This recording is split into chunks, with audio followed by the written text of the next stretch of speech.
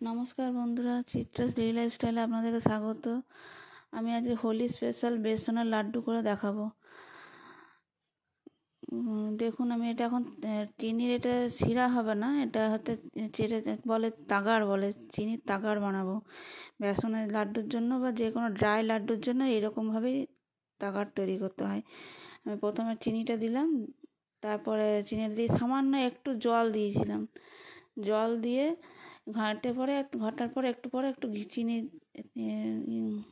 ঘি দিলাম, 1 চামচ ঘি দিয়ে সমানে নেড়ে যেতে হবে। নাড়তে দেখুন আমি কীভাবে নাড়ছি, নেড়ে নেড়ে একদম শুকনো ড্রাই হয়ে যাবে, তখন সেটা যে পরিস্থিতিটা তৈরি হবে সেটা বলে তাগাড়। এভাবে ওটাই বেসনের লাড্ডুতে তৈরি লাগে।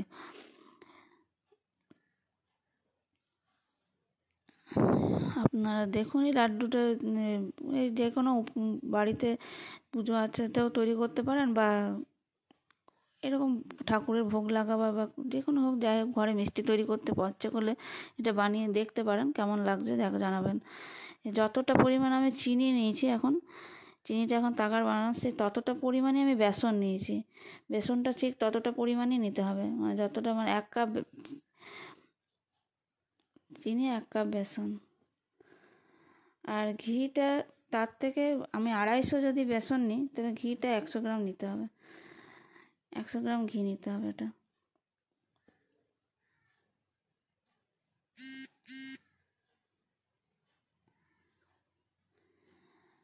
আমি এই বেসনটা দেখুন, ঘি দিলাম, যে বেসনটা দিয়ে ভাজবো। এখন অনেকক্ষণ এটা নাড়তে হবে, নেড়ে নেড়ে একটা মানে যতক্ষণ না বেসনের কাঁচা গন্ধটা যাচ্ছে ততক্ষণ নাড়তে থাকতে হবে, নেড়ে নেড়ে তৈরি করতে হবে। এটা নাড়তে প্রায় অনেকক্ষণ নাড়তে হবে, 15-20 মিনিট নেড়ে নেড়ে এটা তৈরি করতে হবে।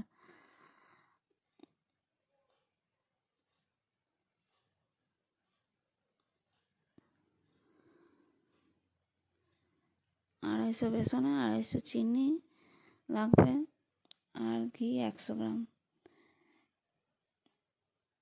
তার থেকে কম ঘি দিলেও চলবে, নরম মানে ঘি বেশি দিলে একটু স্মেলটা ভালো আসবে বলে আমি ঘিটা দিয়েছি বেশি। আপনারা তার থেকে একটু কম দিলেও কোনো অসুবিধা নেই, একটু কম দিলেও চলবে। যে পরিমাণ মতো দেবেন, দেখবেন যে মানে পরিস্থিতিতে, মানে বেসনটাকে ভালো করে ভাজতে হবে আর সেন্টটা ভালো আসবে। আর ঘি দিলে একটু খাস্তাটা ভালো হয়, নরম হয় আর কি, তার জন্য। আর বেসনের লাড্ডু একটু কুড়কুড়ে হয়, তার জন্যে তাগাড়টা দেওয়া হয়। ডাইরেক্ট চিনিটা দিলে মানে ভালো করে ওটা মানে রসের মতো তৈরি হয়ে যাবে, ভেজা ভেজা হয়ে যাবে। আর এটা ড্রাই হয়, শুকনো হবে, তার জন্য ওই তাগাড়টা পরে দেখবেন আমি কীভাবে মেশাবো, তখন সে মিশিয়ে ওটা তৈরি করতে হবে। কন্টিনিউ এটা নেড়ে যেতে হবে যতক্ষণ পর্যন্ত ওই বেসনের কাঁচা গন্ধটা আসবে। দেখুন শুকিয়ে আসবে, আবার নাড়তে নাড়তে নাড়তে একদম পুরো শুকিয়ে গেলেও চলবে না, একটু নরমই থাকবে জিনিসটা। তার মধ্যে আবার তখন তাগাড়টা মেশালে তবে একটা পাক তৈরি হবে আর কি। গরম অবস্থায় তাগাড়টা দেবো না, ঠান্ডা হয়ে যাবে, তখন একটু হালকা ঠান্ডা হয়ে যাবে বেসনের এই গোলাটা, তখন চিনির এই তাগাড়টা মেশাবো। এখন কন্টিনিউ নেড়ে যাব।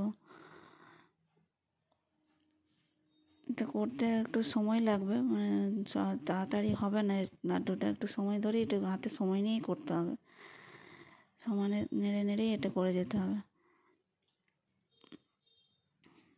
যদি কম জিনিস, মানে খুব কম ঘি দিলে আবার শক্ত হয়ে যায় বেসনের লাড্ডু। একটু পরিমাণ মতো ঘিটা দেবেন। আর বেসন, ধরুন একটু জল দিলাম, জলটা দিলে যে বেসনের লাড্ডুটা একটু দানাদার হয়, সেই দানাদারটা যে তৈরি হবে। দেখুন কেমন দানা দানা হয়ে যাবে বেসনটা।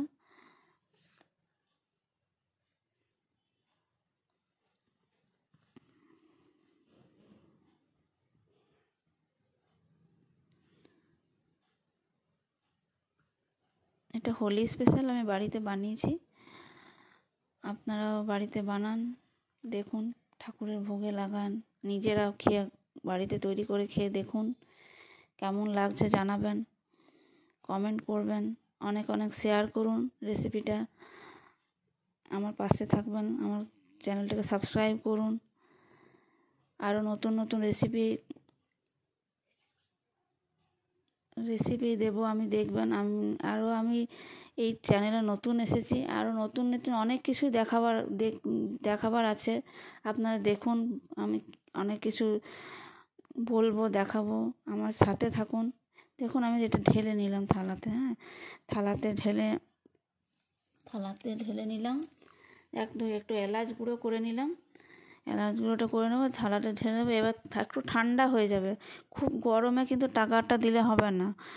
একটু ঠান্ডা হয়ে যাবে, যখন হাতে দেওয়া যাবে, হাতে নাড়া যাবে, তখনই কিন্তু ওই টাকাটা দিতে হবে। খুব আমি হাতে নাড়তে পারি সেই অবস্থাতে, কারণ নাহলে ওটা গলে যাবে, মেল্ট হয়ে যাবে চিনিটা, তখন একদম রস রস হয়ে যাবে, ভালো হবে না। এলাচ গুঁড়ো আমি দিয়ে দিচ্ছি।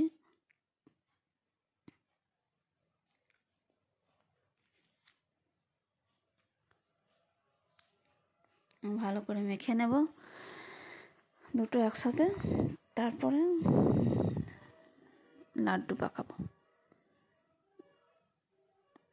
আপনারা নিজেদের পরিমাণ মতো বেসন দেন, সেই অনুপাতেই আবার চিনিটাও দেবেন, সেই অনুপাতে ঘিটা দেবেন।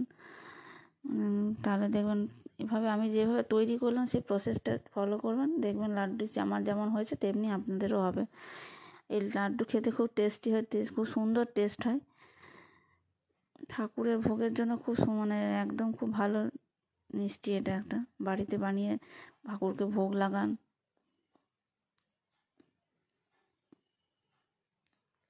দেখুন আমার তৈরি হয়ে গেছে, লাড্ডু আমি তৈরি করছি।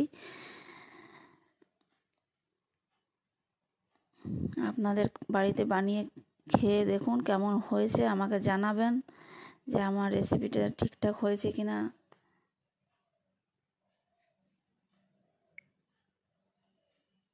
দেখুন আমার হয়ে গেছে অনেকগুলো লাড্ডু, দেখুন কত সুন্দর লাগছে দেখতে।